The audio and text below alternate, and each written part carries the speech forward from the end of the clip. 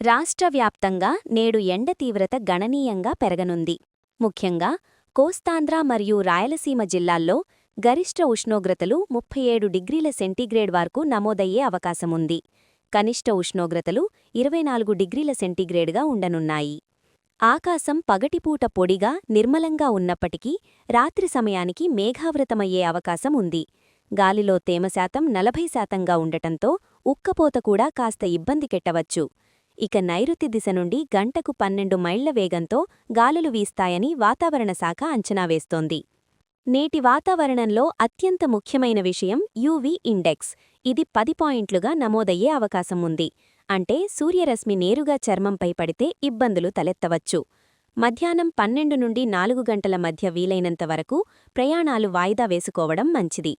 విశాఖపట్టణం వంటి తీర ప్రాంతాల్లో ఉష్ణోగ్రతలు 32 డిగ్రీల సెంటీగ్రేడ్ ఆవరణలో ఉన్నప్పటికీ రాయలసీమ జిల్లాల్లో వేడి తీవ్రత ఎక్కువగా ఉంటుంది. అక్కడక్కడ చిరుజల్లులు పడే అవకాశం కేవలం 10% మాత్రమే ఉంది. కాబట్టి వర్షంపై పెద్దగా ఆశలు పెట్టుకోలేం.